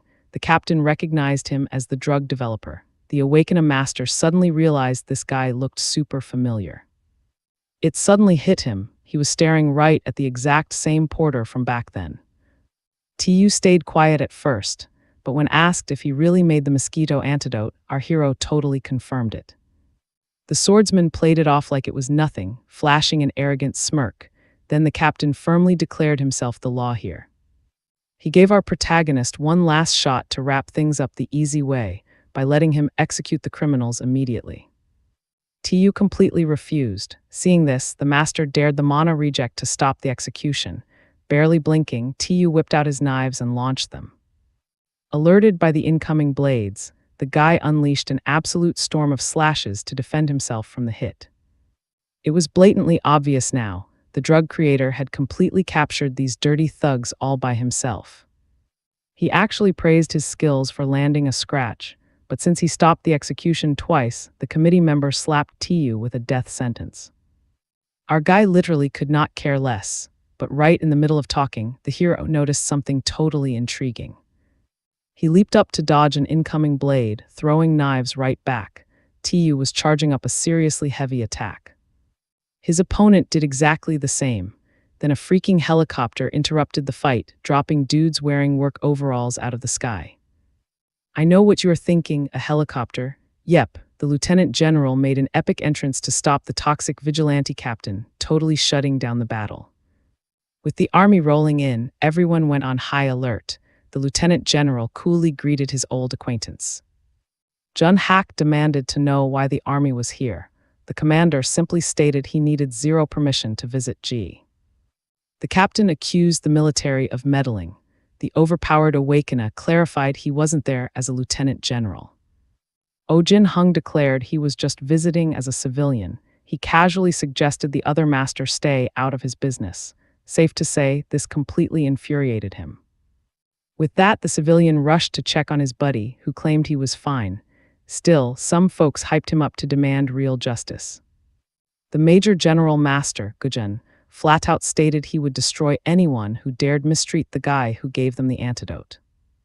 Another ranked master named Park Pilsung offered his own crew as bodyguards. The third major, Hong Jun-ti, suggested getting him some medicine. Watching this flex, the vigilante captain guessed Tu already had connections with these absolute army brutes. Since his dad was a brigadier general, swallowing his massive pride, he decided to bounce. Jin Hun teased him to stay. But Master Li claimed he was actually a busy man, unlike them. The soldier joked he didn't look busy at all, asked to explain. The lieutenant general roasted the vigilante captain for doing a garbage job, letting absolute thugs roam the city streets completely unchecked. Offered backup, he instantly rejected it, so the captain decided to just grab his prisoners and bounce. But Jin Young suddenly declared he was keeping the thugs. The committee member took this as straight-up military intervention when confronted about it. The lieutenant general explained he had to punish them himself, since they literally tried to hurt his friend. Junhak tried invoking the imperial decree, forcing his opponent's hand. Ajin reminded him that despite both being masters, they definitely weren't equals. The captain instantly started sweating bullets. Ajin firmly clarified the emperor wouldn't care at all if he just ended his life right there. While the trembling vigilante babbled about consequences, the other three masters literally laughed in his face, eagerly waiting for the order to beat him down. At that exact moment, Junghak realized he was stuck in a massive trap, looking at his trembling crew. He had zero options left. So what do you and I make of this? Total silent retreat. All right, stick with me here. Ajin Hun claimed the captain was spoiled in his own city, while our boy just thanked his savior. The lieutenant general was absolutely ready to ride for an ally. They rolled up immediately after Hampio called them, stopping a total disaster. Thanks to the general stepping in, our main guy and his partner walked away without a scratch. They even got to keep their witnesses. When the bad guys came up, Ajin Hun flat out stated he was taking them away to hunt down the actual mastermind. Taeju tried to step in, saying this was his beef alone, but the soldier totally disagreed. He knew the whole entire army would be cooked if the enemy messed with the antidote supply. Plus, he made it clear the drug creator owed that corrupt captain absolutely nothing anymore. Hearing this, Taeju realized his 4-star poison was still straight-up garbage against a real master. It barely even fazed the guy at all. Honestly, if the lieutenant general hadn't pulled up, they would have been staring down a brutal, absolute defeat right there. That exact moment sparked his drive. Taeju needed more power to never feel helpless again. Meanwhile, that justice captain was already plotting how to slaughter the hero and the commander. But wait, he suddenly noticed a tiny scratch from the heroes throwing knives. Could they be poisoned? Right on cue, Junghak got hit with an insane wave of pain. The venom was already doing its thing. Now pay attention, things get wild here. Realizing he was doomed, his underling panicked and was ordered to rush him to the hospital full speed. The driver slammed the gas pedal to the floor, an untouchable master totally brought down sometime later. Military guys were guarding the captured thugs mid-flight. Sweating bullets, the villain syndicate boss started spilling his guts, promising total cooperation. But the general coldly replied that his confession was totally useless. He just nodded to his guy. The subordinate grabbed the handle and yanked the chopper door wide open. Pure terror hit the criminals as the brutal order dropped, throw them all out. And just like that, 4 thugs met a very fast, crushing end. Mission totally accomplished. Next up, Yunti got orders to give the Yo Pharmacy CEO the exact same treatment. The commander even deployed troops to secure our hero's business. Ajin Hun finally got his chance to chat with Kim Taeju. Meanwhile, at the train station, So Young got a call. She let her brother know she just touched down.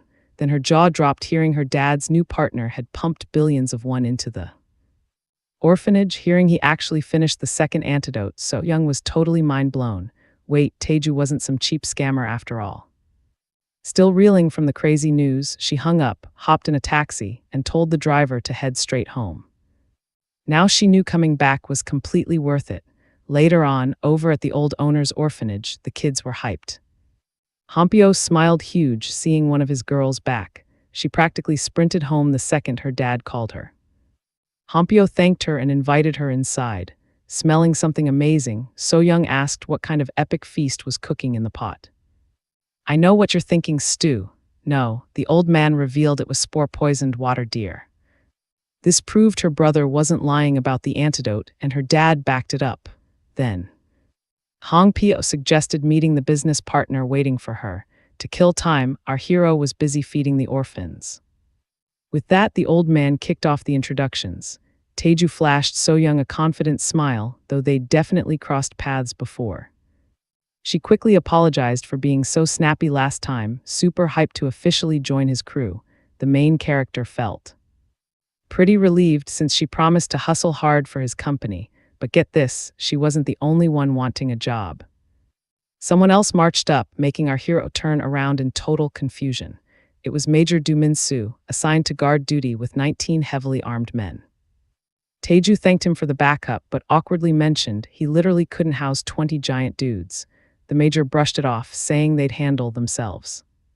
And boom, Taeju was working with the military again, while the major was dragged into the giant feast. He was secretly drooling over that weird water deer meat, ordering his boys to dig in. Kim Taeju wasn't a solo player anymore. He finally had a real family. Meanwhile, way over in the Free City Castle, deep inside the Autonomous Committee's fancy boardroom, they were dragging all of Ya Pharmacy CEO's dirty laundry into the light, asked if he confessed. The guy had zero choice but to plead guilty. Bankrupt and hated, Jo Hun Seok became a total outcast. His enemy lived and his hitman was ghosting him. Things went from bad to absolute nightmare fuel. Because of this, the scumbag was running out of options. Jo Hun Seok planned to lay low until the heat died down, but while driving, a red light flashed and a motorcycle crept up from behind. He turned his head to check his blind spot, only to see cold hard metal smashing straight through his driver's side window. Splat, everything painted red, seats soaked in blood. Job totally finished, the assassin casually rolled back to base. Back at the hospital, that justice captain was barely clinging to life. Right on time, his lackey busted in holding the ultimate prize. A top-tier healing elixir from the Mirani company. The master screamed for it. Wasting zero time, he grabbed the glowing sphere and swallowed it whole. Trust me, you guys will love what happens next. The poison vanished. Expensive stuff really works. All right, you and I are jumping right back into the madness. Something inside him totally snapped, leaving him cursing Kim Tro all over again. Plus, with the business exploding, the boss realized they desperately needed way more drugs. So he marched straight to the mountain's core to hunt the giant lunar bear's gallbladder, because besides the medicine, he really needed to down fresh poison to level up his martial arts. After chugging an insane amount of deer venom, our guy who just hit 4 stars was already knocking right on the door of 5 stars. Then he spotted something super cool. Our hero stumbled on a toxic sap tree that literally produces poison to keep annoying bugs away. Surprisingly, that heavy poison tasted totally sweet. Tao then ran into a blue belly toad packed with straight-up toxic guts. Seeing it worked exactly like a hardcore painkiller, he pocketed the gross thing for later. Soon after, he found a giant white wood centipede. The creature was big as a snake. It packed enough venom to easily one-shot an orc, but for our crazy martial artist, he actually found the deadly poison pretty refreshing. Now watch closely because things get crazy here. He spotted a weird white symbol hiding in the bushes. Suddenly, the beast appeared. He finally tracked down the giant lunar bear. The monster unleashed a totally deafening battle roar. He didn't expect to find it this fast, but decided to test his power anyway. He chucked all his flying daggers, but the bear easily swatted them away. Its speed was unreal. The bear charged hard, but Tu blinked right behind it for a sick counterattack. It looked like a clean hit at first, but the giant lunar bear just flexed its massive back muscles and popped the knives right out. Tu slammed it with his blood seal poison palm, but the beast tanked it and kept relentlessly attacking. Its claws shredded trees like pure butter. Our guy popped another skill to gain the upper hand, but literally nothing was working. Let that sink in for a second. Defeating this absolute tank while stuck at 4 stars was basically a suicide mission. So only one option was left. Tu needed more raw power immediately. He whipped out the blue-belly toad and swallowed it. The centipede went down next. Venom flooded his veins. Our guy just had to refine it into poison essence. The brutal process finished up fast, and our martial artist officially hit 5 stars. The game had totally changed. Now Tao wanted to test drive a fresh toy from the Poison Clan's epic arsenal, the blood. Butterflies, these lethal metal bugs, swarmed the bear in seconds. You can only use this hidden art at 5 stars, since it lets you perfectly steer your projectiles in midair. Because of that, he easily sniped the bear's eye and left ear. Just like that, the crazy battle was over. Trust me, you're gonna love this loot drop. Tu crushed his target and leveled up simultaneously. Our guy dug deep into the monster's guts and finally snagged his prize. The bear's gallbladder was completely loaded with high-tier venom, so he had to wrap it in energy to safely extract it. And our hero did exactly just that. If you enjoy this kind of content and want to watch more videos like this, please subscribe to my channel. Don't forget to leave a comment, give the video a like, and click the notification bell so you'll never miss my latest uploads. Thank you for your support.